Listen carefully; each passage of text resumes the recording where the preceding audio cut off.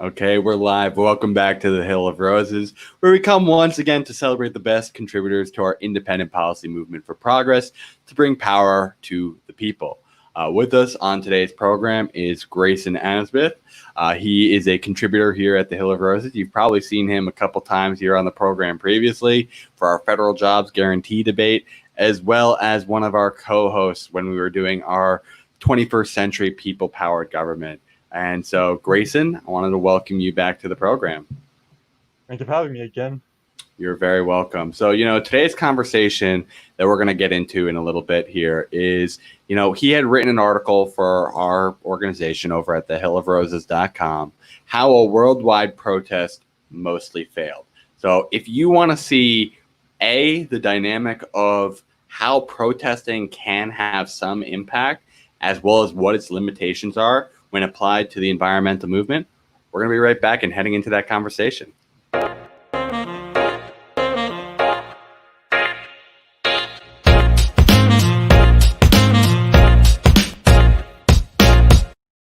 So, Grayson, we alluded to the piece that you had written, how a worldwide protest mostly failed. And I think the first question that I wanted to focus on with you is, first and foremost, what led you to want to be inspired to write this piece? Well, first of all, you wanted a protest piece, so I decided, and there are no healthcare protests, so environmental protests and also I realized this in 2019, there was this massive protest, so I figured, let's talk about it. And then after looking into it, I was starting to think, why didn't this work? This had like 6 million people. You'd think something would have been done, even in Germany, where there was 1 million people turned out. Yeah, I definitely understand that aspect. Because, that's the thing that I think a lot of people question. I know I've been to a couple of protests myself in the past month regarding criminal justice. And, sometimes it was kind of hard for me to be able to recruit friends to come with me to those protests, because they were just like, what's the benefit? What am I going to actually accomplish from doing it? How am I actually impacting change? And so I'd be curious, in your opinion, do you think protesting in general has an impact? What makes a protest more successful compared to more just posturing on an issue and just getting out anger? Well, see, the issue with protesting is that it doesn't really, when you're protesting such a complicated issue like the climate, you can't really just expect change to happen because there are so much has to be discussed. And the issues with environmentalism are very extreme. Like in most of the situations, get out of here, not that we have don't exactly like most of the solutions climate protesters had. Well, they require a lot of discussing and how it can be possible, and it will also require a lot of money too. Like I think I've read that the Green New Deal could cost 10 trillion in 10 years, or 30, a massive amount of money, regardless. And I just don't think they had a very you can't really protest something that's expensive. You can only really get that done through discussions and like this, for instance. And some of the protesters' demands might have been too impossible to achieve. Because to give you some perspective on how hard this current crisis is that the United States only makes up 15% of emissions. China makes up a quarter of emissions, and getting them to agree to a climate deal is frankly infeasible. Like we mentioned the TPP, not the TPP, the Paris Climate Accords, and we hold that up as one of the big standards. Yet when you look into it, China didn't even promise to cut emissions until 2030. Mm. Realistically, the deal literally says they they have to peak at 2030, meaning realistically they can increase coal usage until 2030. Versus in the US, well, a recent study found that we are actually decreasing CO2 the most, if you can believe that. Okay. Yeah. So there's a couple of aspects there that I'd like to touch upon. I think the first point that you made about the subject of the matter being too complicated, I'd love to hear in your opinion. You said like conversations like this can help.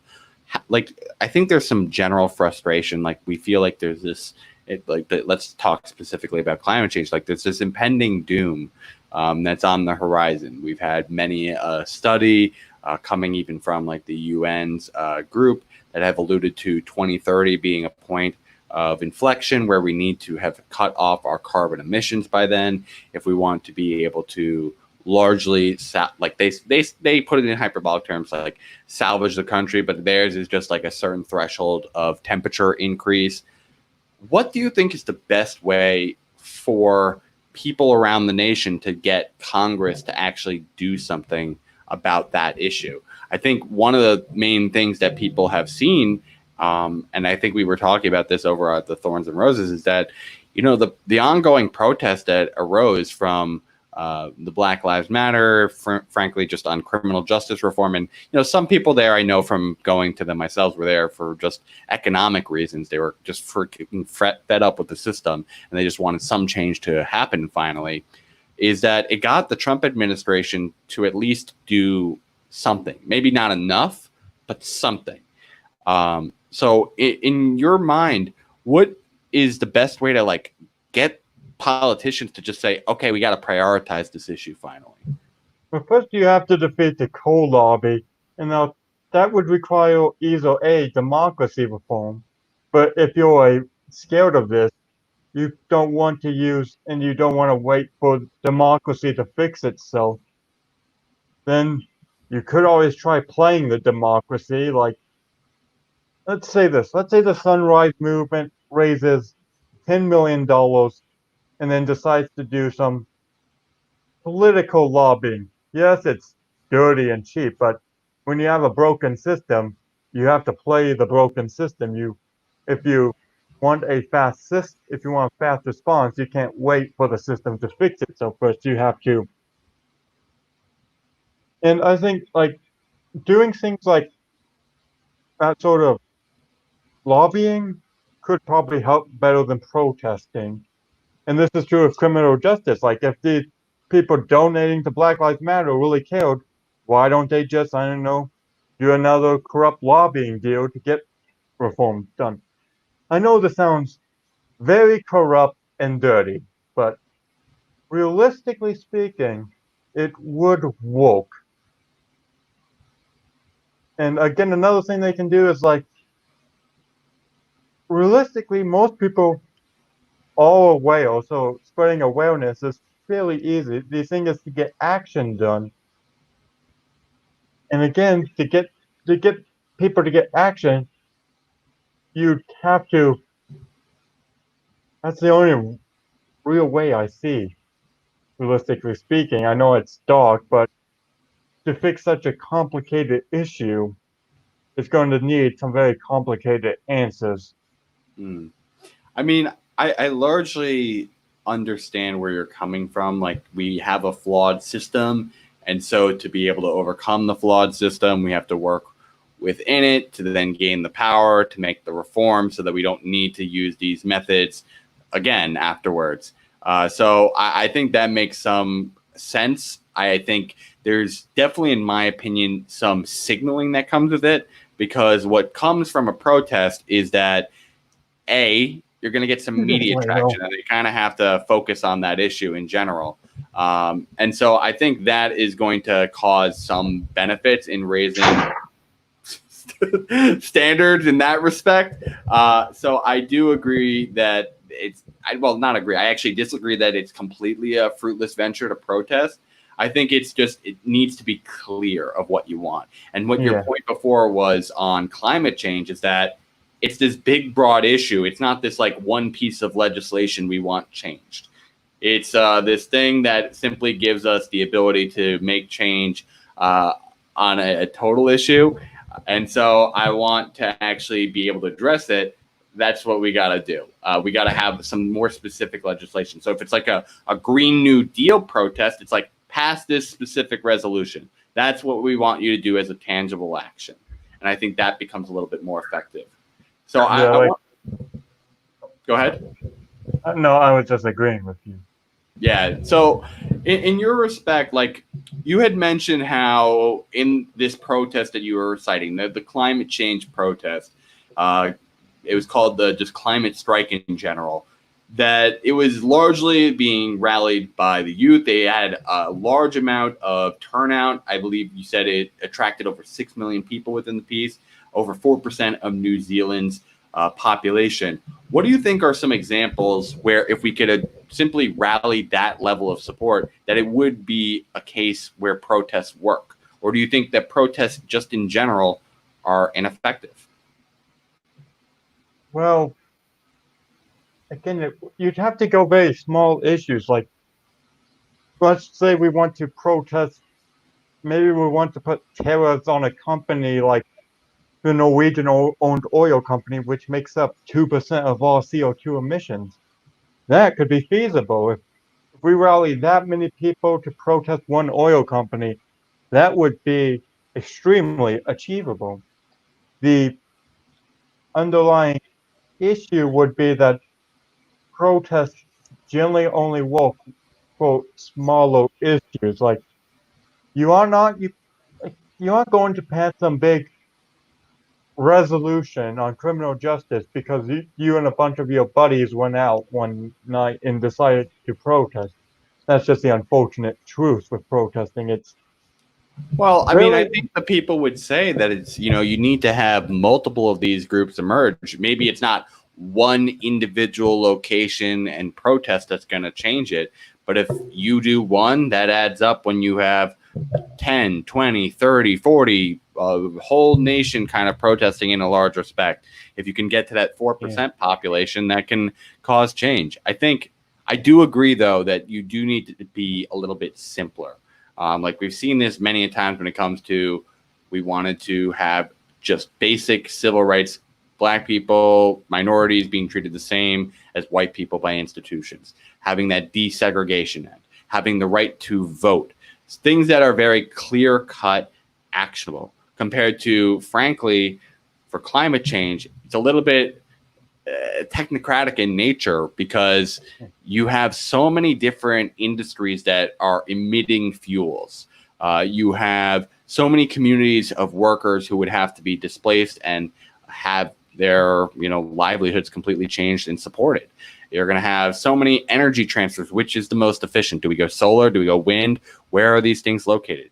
It's good to maybe push for like a resolution, like if it was a specific, like, let's do the Green New Deal, we agree, we got to handle this. But frankly, then you get to the part of like, okay, you passed a resolution, congratulations, but guess what? It's not legislation. It doesn't actually change any of the laws of the land. It just tells Congress they got to do it, and then they don't actually have to do it. It's just a resolution. So I generally agree. You got to keep it simpler. I wouldn't say smaller, but I'd say simpler. Another effective thing they could have done is protest for a carbon tax. That probably would have been more effective. Or I'm a green conservative. I don't want to be choking on CO2 emissions all my life. So yeah, no, I think that makes sense. We do have to keep it simpler in nature. So I wanted to actually address some of the questions we've gotten in the comments right now. The first one came from Nelson. Nelson asked us, if Biden became president and he brought back the U.S. into the Paris Climate Accords, do you think that makes a difference? I'd say no, just because, again, I said Paris Climate Accords, we are still meeting what we are supposed to do in the Paris Accords, even though we are no longer in it. And again, the Paris Accords had so many issues, I doubt that much will change. like realistically, we signed the Paris Accords, but that's not, despite the fact that we are doing what we have agreed to, everyone can argue that's not enough. That's a fair point because we still have like high amounts of CO2 emissions, and then so that's where I would argue is that the Paris Climate Accords wouldn't change much. I would say that they would change. It would be impactful. I agree that it wouldn't be enough, but I do think that it is going to help everyone say we're all in this together, and this is something we actually got to get done. It's kind of an agreement that this is an issue, and we're not just going to all like by us withdrawing from it. It sends the signal that we're not trying to work together on this threat that gets us all. And so to stay competitive in the marketplace, some people might undercut some of the environmental regulations. But I think this actually flows well into the second part of the question. Like you would mention China being a big problem beforehand, but they've been actually taking a lot of steps to try and cut emissions in some respects, whether it be in the vehicles that they're producing and making more electric vehicles, whether that be making vast expansions into the solar market. And that it's not just we want to have a sustainable environment push. It's also that there's some, additional life quality benefits like reduced noise, as is pointed out here by Dum Dun. The basic idea of new jobs that can be created from this. The idea of having new technology that we frankly can be exporters in. Do you think that there is just we need to kind of take a unilateral, like almost like competitive approach that simply, if we as America, without this multilateral body, just push it and become extra competitive there, that'll be the better like approach, because then we can export this technology and we force others to then try to compete with us on that front?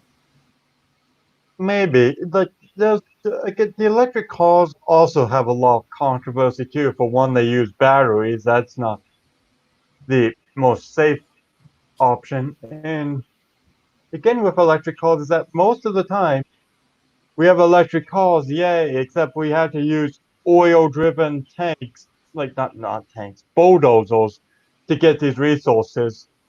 It kind of just defeats the purpose. Like if you have to dig up materials with oil, and again, most of the time, usually when we're creating something, we still have to use another thing to make it, and that thing's going to use CO2. So what we're going to do, we have to make that thing climate affordable, and then it just becomes a giant loop of when we have to constantly be making new green technologies. That's a, I think But we I should think have. that's honestly, I think that's a good loop. Like if you're talking about we get the cars first and it's going to require us to do the bulldozers next. Okay, we now say, okay, we've gotten the cars done. Let's now do the bulldozers. And I think that is how we reinvent society, to start using less emissions. It kind of points to the problem elsewhere. It's like, let's handle the first thing that is on all our minds. We got that done. Let's get the next thing. Like I think one of the problems I have with the Green New Deal is it feels very all at once. Whereas what you were saying beforehand of like, let's pass a carbon tax. That's like a very granular one item thing. We can all kind of like get behind it and pass it. It's very specific. It can be legislation, and we can like say, okay, we'll take each of these piece by piece. And we should do it rapidly. Don't get me wrong. I'm not saying it's one done. Okay, let's forget about this for a while and then we'll come back to it. Focus on breaking it up into its individual parts is my kind of thing. And then vote on each of the parts. And some of it is going to be very popular. Other parts might not be, and we have to continue to rally support or reevaluate. So I think that's kind of like the general approach I'd have. I'd love to hear, in your opinion, like not just solutions, but just like how strategically, like you mentioned the lobbying before, and is that what you try to like recommend to people out there right now? Is let's fund the Sunrise Movement or another group to start pushing for more lobbyist action? What would you recommend to people? I would probably recommend the lobbying, even though I am 100% against lobbying. But if you have something that is legitimately good, why not just play the system for now. So when the system is reformed, and then also fight to reform the system too. You just don't. Like, the thing is, honest lobbying is probably hard and impossible, but it's realistically the only way achievable for what we have until we pass democracy reform. So it's either we get democracy reform done quickly or we do lobbying. Since democracy reform is currently nowhere in sight, that kind of just leaves lobbying as the only. Like, you're pushed into a corner. You have to do a choice you don't like to do. Yeah, that's understandable. Well, Grayson, I wanted to thank you for coming on today to be able to talk about this article that you had written. Again, it's entitled "How a Worldwide Protest," in parentheses, mostly failed. And you can be able to read this at thehillofroses.com, and you'll find it at How a Worldwide Protest Mostly Failed. So, Grayson, thank you so much for coming on today. Are there any final things that you want to plug regarding the article that you think deserves more conversation time for a future climate piece? Well, I will say this, is that realistically, this is still a small fraction, but there are some small number of Republicans all willing to do some climate reform. Dan Crenshaw even came out and said that he believes climate change is man-made, so perhaps we should be focusing on trying to elevate the green conservatives of the Republican. Like, there are other groups out there, Conserve America, that's a very that's a very environmental organization, but Yeah, it's certainly an interesting point. I'm not 100% certain like how we amplify them. Is it like Republicans coming on board and like prioritizing that? Like, who do you think should amplify them, and like what would that amplification look like? Like, not attacking them specifically in terms of races. What would you hope as amplification of those green conservatives? well, we should find the people who are in this movement that have legitimately good ideas, and then climate groups should amplify them, say that these people will help save the world, and hopefully it works out. I'm not good at making strategies, so Hmm. Yeah, I mean, it's good to acknowledge that it's not a purely partisan issue, and that it will help convince more conservatives if we're not like only pointing out, look at all these Democrats who do this. But I do wonder if that's enough, because like if you're not gonna actually support their race, it's like, and there might be some other reasons you might not do that. Will that be enough to convince them that just simply what might be considered faint praise will do enough? But I think that'll be a conversation we'll have to have in the future when we do a little bit more brainstorming ourselves of what that strategy could entail. But Grayson, I wanted to thank you again for coming on today to be able to talk about your article and the nature of protesting. For the folks out there, I want to just give a couple of programming notes of what we got for the upcoming week. We're going to be having our July 4th weekend. So for all of you out there, I want to wish you a happy holidays. Then we'll be back on July 6th. We're going to have a couple of episodes that day. We're going to actually have one episode at 8. That'll be with Sonali Kumar and detailing how we can take the Black Lives Matter protest to suburban America. Then we'll be talking with Brianna Cardenas, similar to how Grayson will also be talking with her. We will be talking about riots versus protests. So both of those articles that we're going to be featuring that day are really continuing this idea of protest and how we can effectively build movements in those regards. And then finally, we may be having a bonus episode that night around 9:30 or 10 p.m. We will keep you posted about that. We have a couple of ideas in mind. It might be a bonus full bloom episode. So thank you all for tuning in today for this episode with Grayson. I hope you all are staying safe out there. And as always, I hope you're staying rosy. President mentioned Andrew Yang.